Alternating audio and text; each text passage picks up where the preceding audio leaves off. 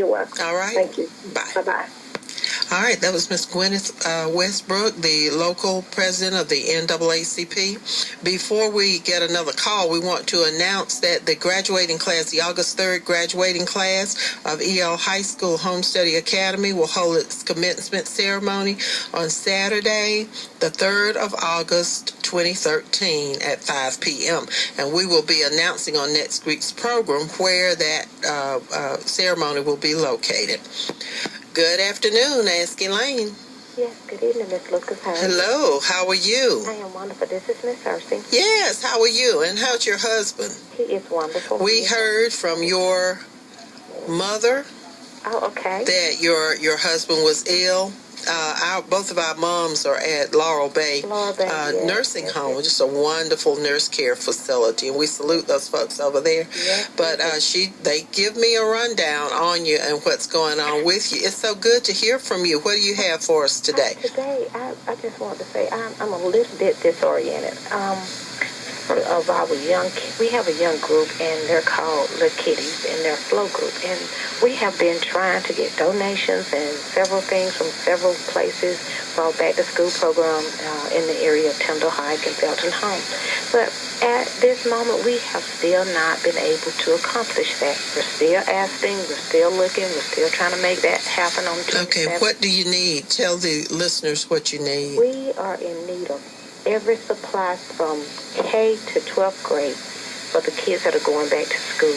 We're in need of paper, composition pads, book bags, all supplies. And if you go to Walmart and you see those lists and those schools are in our area, we're asking you to pick that list up and look at it and bring it and support the kids in your area too. We know that Walmart and Kmart does a lot for the kids and everything, but we want our local kids. We want the kids right there in that area too. They seem to miss out. Those families are in very much need of this supplies. Okay, Ms. Cersei, if folks want to donate, they want to pick up some school supplies, we would be glad for them to drop those school supplies off at our office at 841 Forsyth Street. Okay. Or at Senator Lucas's office. That's my office, E. Lucas Consulting, but Senator Lucas is right down the street there near H&H Restaurant. He's at 835 Forsyth Street. So we would be glad for anybody to drop off school supplies. If you pick up something and you can't find Ms. Cersei, if you would just drop them off at E. Lucas Consulting or EL High School or Senator David Lucas's district office there on Forsyth Street, we would be glad to accept them. Take your name and information and then turn those over to Ms. Cersei. What's the deadline, Ms. Cersei? The deadline we are looking at is about the 24th. We're pushing for time. 24th of this month. Of We're doing it on the 27th. Yes, that's why I said that we are really pushing. All right, so when people go to Walmart or wherever they go, they've got school supplies on sale now. I saw them, I spend a lot of time in Wally World. But if I saw a lot of school supplies, pick up some extra things and then just deliver them to one of our offices, and we will make sure that Ms. Cersei gets them. Be a part of the solution instead of just sitting and doing nothing and talking. Just do something. This is one little thing you can do. In addition to books and the ballot, you can also buy a few school supplies and provide those. So definitely appreciate you guys. We really appreciate you. All right, Ms. Cersei, keep in touch. Call in again next week and let us know how you're coming along. If we have anything, we'll make contact with you and get it turned over to you. Thank you. All right, thank you very much for your call. You're welcome. Bye-bye. All right. You're listening to Your Voice at City Hall. Councilwoman Elaine Lucas. Our call-in number is 646-5858. We welcome your calls. We've had 2 wonderful calls. We do want to hear from you on your opinion of the Trayvon Martin, the decision on George Zimmerman, the not guilty verdict. Good afternoon. Ask Elaine. Hey, Elaine, how are you? I'm just fine. How are you? Doing pretty good. This is Pastor Rand over at Southside in Livermore State. Yes, how are you? Doing pretty good. It is so good to hear from you. Yes. Yeah, I haven't seen you in a while. No, it has been a little while. Yeah, what have you been up to? Just working in the neighborhood. There's a lot of work. There's a lot of work to be done. Yes. Yes. What do you have for us today? Well, today I've got myself and a few others sitting around. We were just discussing about this weekend. We're going to have a neighborhood cleanup and a fire prevention blitz on July the 20th. Great. Yes. And that's in the Linmore Estates area. Correct. Tell us some of the streets that you're talking about. We have, let's see, it'd be Carmen Place, Roy Avenue, Melvin. You've got San Carlos. You have Trammell. You have Worsham Avenue. You have Shy Place. Let's see. I'm trying to think of what else. So your group is going to do a cleanup in there, but you want people from that area to join with you in helping to clean up their own area. Correct.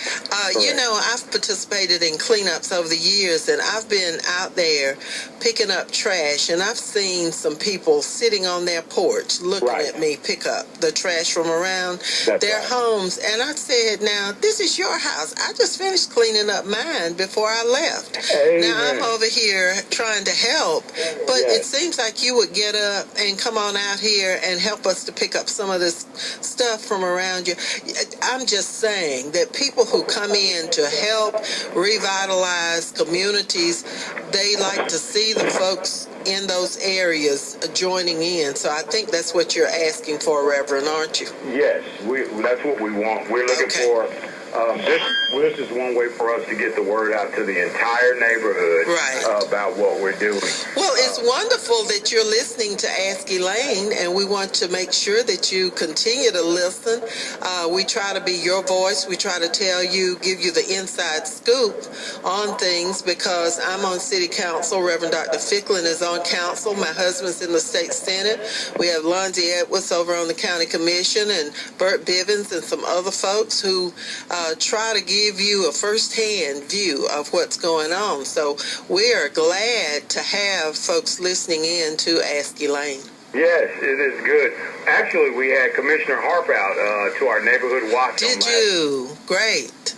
He sat out and he commented on how things are going out here and how much community participation we have. Right. Yes, and so it's coming on. We're supposed to have Lieutenant Ellison here from the fire department. Oh, yeah. He's a wonderful great guy. So since I don't know if he's going to make it by our deadline, I just want to say for them, you know, we had the family out here that was killed in the fire. Yeah. And so that's what our fire prevention blitz is about this week. And I guess what he would say, not only about our weekend, but for others in the city of Macon, is that, you know, you need to make sure that you check your fire alarm systems and all of that to make sure that the batteries are right. And if they don't have batteries in them or you don't have one, the local fire departments will come out.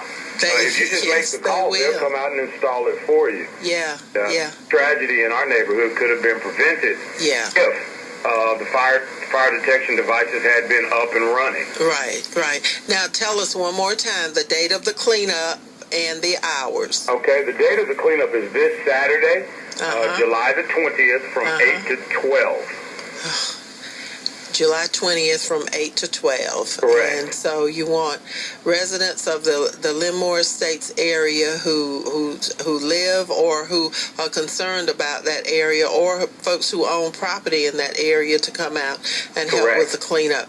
That's folks from the neighborhood cleaning up their own area, and that is what we need to do more of. I hate for folks to sit and talk about what they're having to do for people in neighborhoods, when there's a lot that we could do for ourselves, and that's what I'm all about.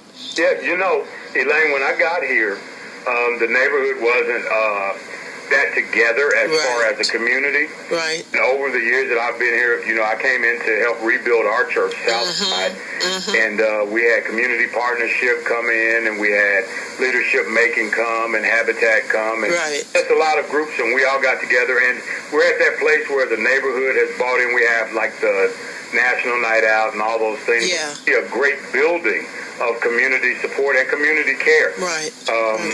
I think at this point, I don't want to lie about the number, but, you know, we had 40 houses rebuilt in the area, or built in the area. And so with that, the added home ownership, you do get a pride for neighborhood. You do. Okay? You do. And so that's sometimes what it takes. You know, I hear what you're saying about others coming in and taking care of your neighborhood, but there are times when you don't have people in a neighborhood who have anything invested in the neighborhood. Right. That's right. You know, when you have, and forgive me, because there are some people who rent, who love their neighborhoods and who invest.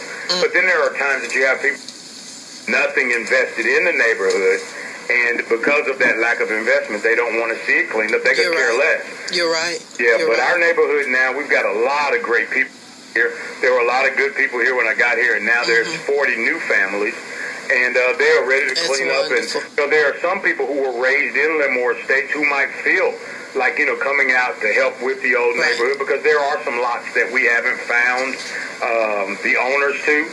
And they've been gone a while. But if we all can contribute to building it up, yes, we want to do our own neighborhood, but this neighborhood is a part of Macon. It is. So when we invest in one part of Macon, we actually help Macon as a whole. Right. That's why, Reverend Rand, I have a problem with taking $8 million and putting it in one area. If you're going to do $8 million in one area where people are not living, then you certainly could take a couple of million and put it into areas, Lemoore Estate too. $2 million in Unionville, $2 million on the east side in Fort Hill, $2 million in Bloomfield. That money could be spread out, and that's what I was quoted as saying as far as balanced development, where we take the resources, our tax money, and we spread it out over this entire community rather than concentrating it all in one area, building up that area to the detriment of other areas. And so that's going to be my theme song. I don't care whether I'm in office or out of office.